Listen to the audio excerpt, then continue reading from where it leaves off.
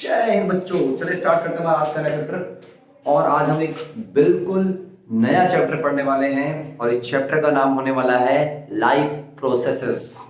Chemistry में chapter 1 हो चुका है, एक चैप्टर केमिस्ट्री में हो चुका है, एक चैप्टर फिजिक्स में हो चुका है, सोर्स ऑफ एनर्जी। अब हम करेंगे बायो का फर्स्ट चैप्टर। देखिए, इस बुक का आपके 10th क्लास का सबसे लेंदी, मतलब एक अगर देखा जाए तो सबसे लेंदी चैप्टरों में से एक चैप्टर है ये लाइफ प्रोसेस। ठीक है, तो देखिए हम लोग क्या पढ़ते हैं, साइंस में हम लोग फिजिक्स केमिस्ट्री बायोलॉजी को पढ़ते हैं। फिजिक्स तो देखो मेरा प्यार है ना, तो इसलिए मैं तो हमेशा ही बोलूंगा कि फिजिक्स सबसे फेवरेट होता है। और वैसे देखा भी जाए कहीं ना कहीं वहां चीजें समझने की होती हैं, वहां आप समझने के बाद आप लॉजिक लगा सकते हो कि अगर ये ऐसा हो जाए तो ऐसा क्या, फिर क्या होगा। ठीक है, लेकिन बायोलॉजी के अंदर आप ऐसा नहीं कर सकते कि अगर ये हो जाए तो फिर क्या होगा। ठीक है, मतलब करने की कोशिश कर सकते हैं बट उतना फिर मन नहीं करता चीजों को समझने का ना। तो बायो भी इंटरेस्टिंग है, ऐसी बात नहीं है। इसमें जो बात के दो चैप्टर है, control coordination and how do the organism reproduce, वो तो बड़ा ही मस्त चैप्टर है। ठीक है, तो ये भी चैप्टर अच्छा है काफी। बट क्या है कि बायो पढ़ने का बहुत सिंपल तरीका है, बहुत सिंपल स्ट्रेटेजी है। देखो फिजिक्स में पढ़ने के लिए आप कंसेप्ट समझो, मैक्सिमम क्वेश्चंस खुद से लगाओ। बायो में क्या है, आपको एक बार पढ़ाया, आपको एक बार समझाया, उसके बाद आपको नोट्स दिए गए, आपको नोट्स टू द पॉइंट लिखने होंगे। आप ज्यादा लैंग्वेज चेंज करने की कोशिश नहीं कर सकते, है ना। तो बायो में आपको टू द पॉइंट जो आपको नोट्स दिए गए हैं, कहीं ना कहीं आपको उसमें थोड़ी सी क्रैमिंग करनी पड़ती है, रटना पड़ता है। लेकिन फिजिक्स में अगर एक बार आप समझ चुके हो तो आपकी क्रैमिंग बच जाती है ना। तो फिजिक्स में आप कंसेप्ट को हिट कर सकते हो, बायो में कंसेप्ट हिट करना मतलब थोड़ा उतना उतना पॉसिबल नहीं है 10 तक के लेवल में। 11 12 और जो हायर क्लास में लोग बायो पढ़ते हो या पढ़ाते हो, वो लोग मेरी इस बात से कहीं ना कहीं एग्री ना करते हो। वो उनकी सोच है, ये मेरी अपनी सोच है। हर किसी की अपनी अलग अलग सोच होती है, अपनी अलग थिंकिंग होती है ना। तो बिना किसी देरी के स्टार्ट करते हैं लाइफ प्रोसेसेस। देखिए, हमारे जीवन के अंदर, हमारे लाइफ में कुछ ऐसे प्रोसेस होते हैं जो हमारे लाइफ को चलाने के लिए, कंटिन्यू रखने के लिए बहुत ज्यादा जरूरी होते हैं। All the processes which helps us to continue and maintaining the life are known as life processes.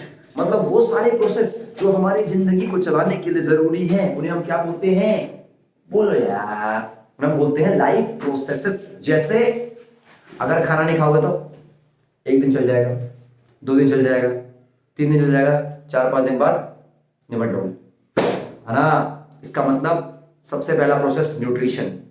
तो क्या न्यूट्रिशन एक लाइफ प्रोसेस है? यस, क्योंकि उसके बिना आप लाइफ कंटिन्यू नहीं कर सकते। न्यूट्रिशन, ठीक है, उसको भी समझेंगे न्यूट्रिशन क्या होता है। जैसे न्यूट्रिशन एक एग्जांपल है, खाना खाते हैं अपन लोग, है ना। खाना खा के हमारे सेल्स को एनर्जी मिलती है, उस एनर्जी को अपन लोग यूज करते हैं। तो न्यूट्रिशन एक लाइफ प्रोसेस है, पहली चीज। दूसरी चीज रेस्पिरेशन,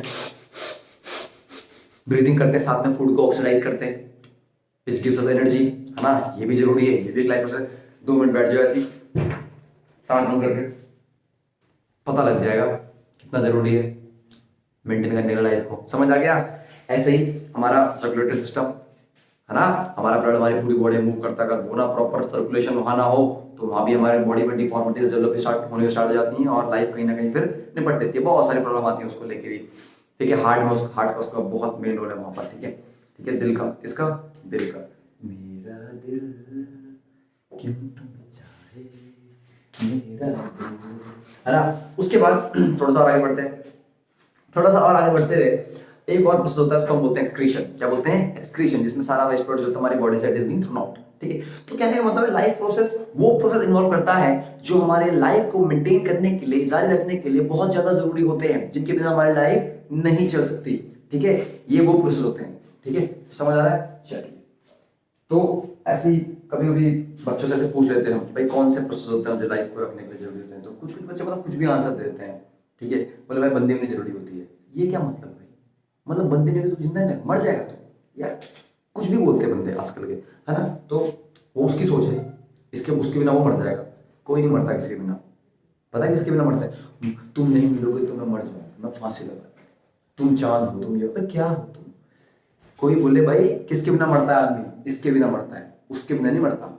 ये प्रोसेस होना जरूरी है लाइफ के अंदर। ये 5-6 प्रोसेस जो है लाइफ प्रोसेस, ये ना हो तो आदमी निपट जाता है, बाबू सोना फिर चल जाता है। अब देखो, सबसे पहला प्रोसेस जो अपन लोग पढ़ने वाले हैं आज, हम लोग पढ़ाएंगे, इसे हम बोलते हैं न्यूट्रिशन।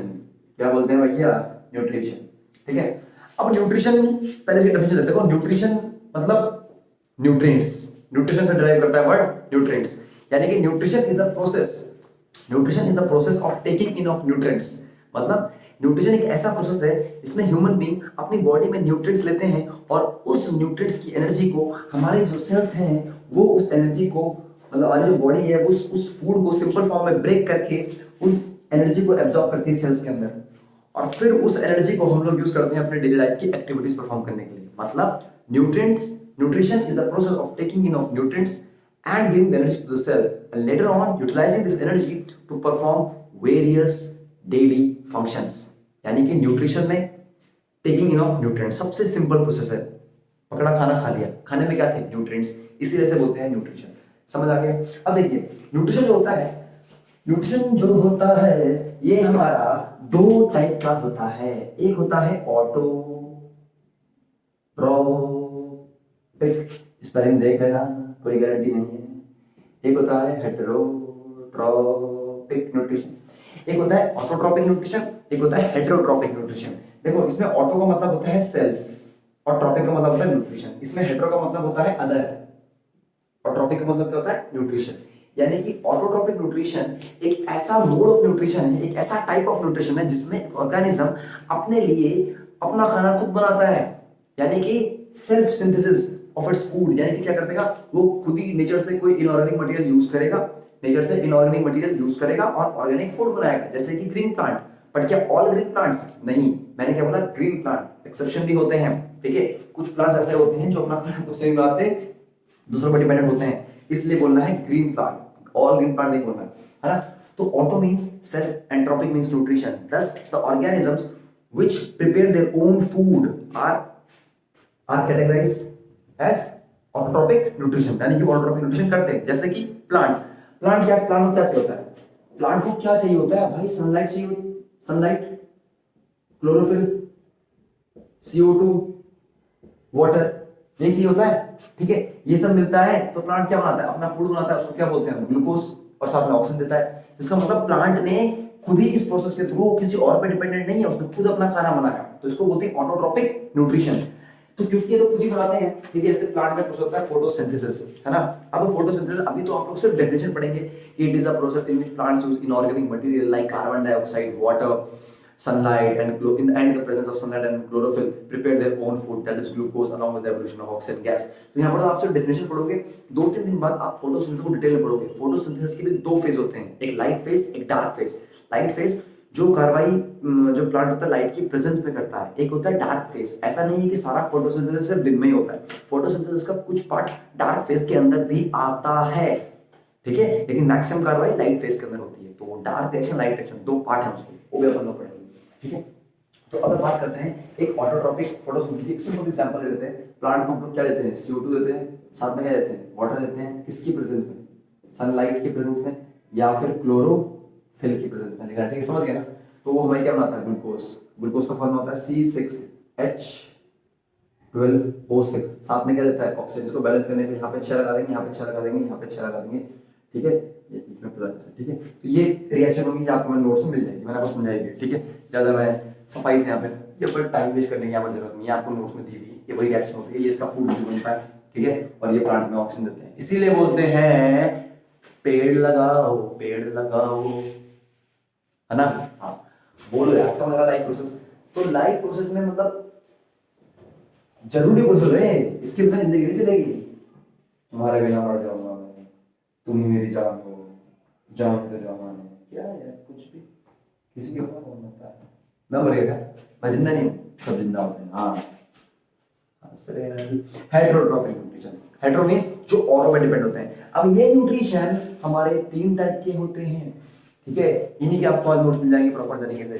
सबसे थर्ड जो हम बात करेंगे, सबसे लास्ट वाला, इसको बोलते हैं होलोजोइक न्यूट्रिशन, ठीक है। ये आपको कल पढ़ाया जाएगा बिल्कुल डिटेल में, स्पीड आपको कल मिलेगी, ठीक है। होलोजोइक न्यूट्रिशन कैसा होता है? हम कॉम्प्लेक्स फूड लेते हैं, फिर उस फूड को हम छोटा छोटा तोड़ते हैं, फिर उस फूड की एनर्जी हमारी सेल्स एब्जॉर्ब करती हैं, फिर उस एनर्जी को अपन लोग यूज करते हैं, और फिर जो अनडाइजेस्टेड फूड होता है उसको हम लोग बाहर फेंक देते हैं, उसको बोलते हैं डाइजेशन। तो ये कॉम्प्लेक्स मोड ऑफ न्यूट्रिशन है। कैसा मोड ऑफ न्यूट्रिशन है? Complex mode of. तो हेटेरोट्रॉपिक के अंदर एक थर्ड कैटेगरी आती है होलोजोइक न्यूट्रिशन। कैसा? होलोजोइक, जो कि ह्यूमन बीइंग में होता है, कॉम्प्लेक्स मोड, ठीक है। एक न्यूट्रिशन होता है, इसको बोलते हैं सैप्रोट्रॉपिक न्यूट्रिशन। सैप्रोट्रॉपिक न्यूट्रिशन समझने की कोशिश करते हैं। सैप्रोट्रॉपिक न्यूट्रिशन क्या होता है? देखिए हमारे आसपास कुछ ऐसे बैक्टीरियाज, कुछ ऐसे फंगाई होते हैं जो dead and decaying organic matter के ऊपर अपना फूड लेते हैं। मतलब जहाँ पर कोई मर गया होगा, निपट गया होगा, तो वहां पर उनकी जो ग्रोथ होगी वो काफी ज्यादा होगी। इसका मतलब जहां पर कोई मरा, कोई भी प्लांट या कोई भी एनिमल, वहां से उन्होंने न्यूट्रिएंट्स लेने स्टार्ट कर दिए। ठीक है, उसकी डेड बॉडी से, जो भी मरा dead and decaying organic matter से, वहां से उन्होंने अपने न्यूट्रिएंट्स लेने स्टार्ट कर दिया और खुद ग्रो होना स्टार्ट कर दिया। इसका मतलब saprotrophic nutrition is a mode of nutrition in which organism takes its food from dead and decaying organic matter। मतलब जो बंदा मर चुका है, निपट चुका है, चाहे पेड़ हो चाहे कोई एनिमल हो, वहां से वो खाना लेता है। मतलब सेप्रोट्रॉपिक, अगर यहाँ पर बोलेगा ना सेप्रोट्रॉपिक कोई बैक्टीरिया, कोई फंगाई, तो जो ये चीज है ना, ये होगा dead and decaying organic matter, जो निपट चुका है बिल्कुल।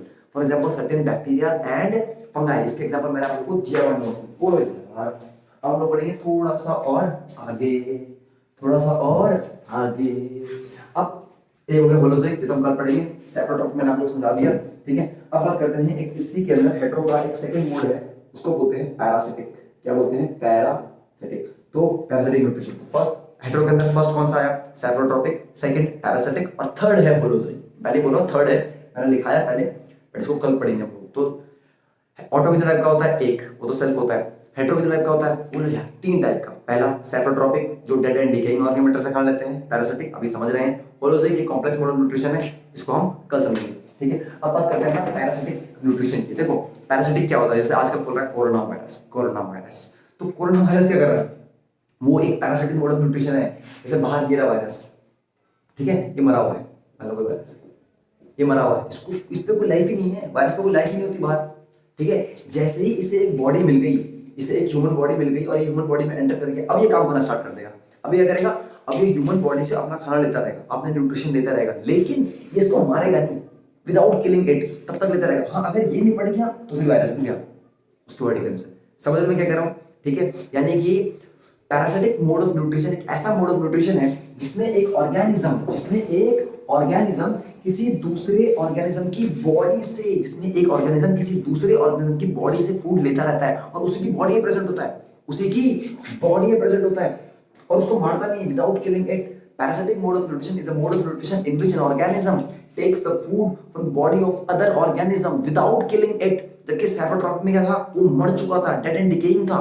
तो इसमें बोलो यार, इसमें क्या होता है? विदाउट किलिंग इट, उसे मारे भी ना। जैसे मान लो ये वायरस है, ये इसकी बॉडी से खतरनाक तरीके से फूड ले रहा है, जो भी है इसको हार्म कर रहा है, और डायरेक्टली इसको मारने की कोशिश नहीं कर रहा है, क्योंकि जब तक ये बचा रहेगा तभी वायरस भी जिंदा है। ठीक है, तो जो ये